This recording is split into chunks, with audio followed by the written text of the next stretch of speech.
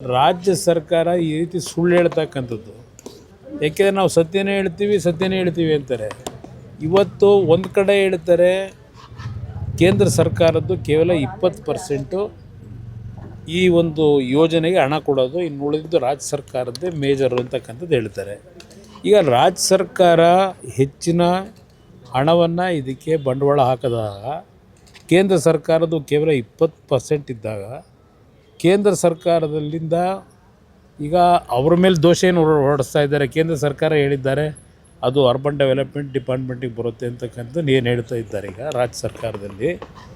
ಈಗ ಆಗಿದ್ದರೆ ಬೇರೆ ರಾಜ್ಯಗಳಲ್ಲಿ ಯಾತಕ್ಕೆ ಮೆಟ್ರೋ ಪ್ರಾಜೆಕ್ಟ್ನ ಯೋಜನೆಗಳಾಗಿರ್ತಕ್ಕಂಥದ್ದಕ್ಕೆ ಪದೇ ಪದೇ ದರ ಏರಿಕೆ ಮಾಡ್ತಾ ಇಲ್ಲ, ಕರ್ನಾಟಕದಲ್ಲಿ ಮಾತ್ರ ಯಾಕೆ ಮಾಡ್ತಾ ಇದ್ದಾರೆ?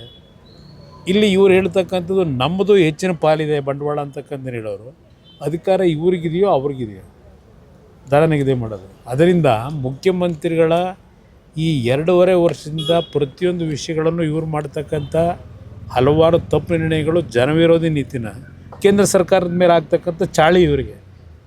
ಅದರಿಂದ ಇದರ ಬಗ್ಗೆ ಜನ ಎಚ್ಚೆತ್ಕೋಬೇಕು ಅನ್ನೋದು ಹೇಳ್ತೀನಿ. ಬಟ್ ಯಾವಾಗಲೂ ಹೀಗೆ ಜಾರ್ಖಂಡ್ ರೇಟ್ ಸರ್, ಜನಗಳ ಪರಿಸ್ಥಿತಿ ಹೇಗೆ ಅಂತ? ಜನಗಳ ಪರಿಸ್ಥಿತಿ ಇದು ಕೊಡ್ತಾವ್ರಲ್ಲ, ಅದೆಂಥದ್ದು ಗ್ಯಾರಂಟಿ ಸ್ಕೀಮು, ಅದರಿಂದ ಅವ್ರನ್ನೆಲ್ಲ ಬದುಕಿಸ್ತಾ ಇದ್ದಾರೆ. ಅವ್ರಿಗೆಲ್ಲ ಆರ್ಥಿಕವಾಗಿ ಶಕ್ತಿ ತುಂಬಿದ್ದೀವಿ ಅಂತ ಹೇಳ್ತಾರಲ್ಲ. ಕರ್ನಾಟಕ ರಾಜ್ಯದಲ್ಲಿ ಪರ್ ಕ್ಯಾಪಿಟಲ್ ಇನ್ಕಮ್ ಇರ್ಬೋದು, ಅವರ ಬಡವರಿಗೆ ಆರ್ಥಿಕ ಶಕ್ತಿಯನ್ನು, ಸ್ವಾಭಿಮಾನದ ಬದುಕನ್ನು ಈ ಗ್ಯಾರಂಟಿಯಿಂದ ಕೊಟ್ಟಿದ್ದೀವಿ ಅಂತ ಪದೇ ಪದೇ ಅಡ್ವರ್ಟೈಸ್ಮೆಂಟು ಕೊಡ್ತಾ ಇದ್ದಾರೆ. ಜನಕ್ಕೇನು ತೊಂದರೆ ಇಲ್ಲ, ಜನ ಆರ್ಥಿಕವಾಗಿ ತುಂಬ ಚೆನ್ನಾಗಿದ್ದಾರೆ ಅನ್ನೋದು ರಾಜ್ಯ ಸರ್ಕಾರದ ಭಾವನೆ. ಅದರಿಂದ ಅವ್ರು ಏನೇ ಥರ ನಿಗದಿ ಮಾಡಿದ್ರು ಜನ ಸಂತೋಷವಾಗಿ ಕೊಡ್ತಾರೆ ಅಂತಕ್ಕಂಥದ್ದು ಮುಖ್ಯಮಂತ್ರಿಗಳು ಮತ್ತು ರಾಜ್ಯ ಸರ್ಕಾರದ ಆ ಒಂದು ಭ್ರಮೆಯಲ್ಲಿದ್ದಾರೆ.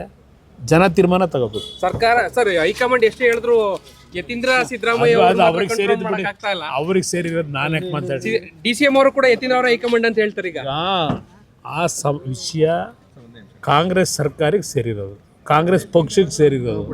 ಅವರು ಹೊಡೆದಾಡ್ತಲ್ಲಿ ನಾನು ಯಾತಕ್ಕೆ, ನನ್ನ 100 ಕೆಲಸ ಇದೆ, ಅದಕ್ಕೆ ನಾನು ಯಾತಕ್ಕೆ ತಲೆ ಕೆಡಿಸ್ಕೊಳ್ಳಿ?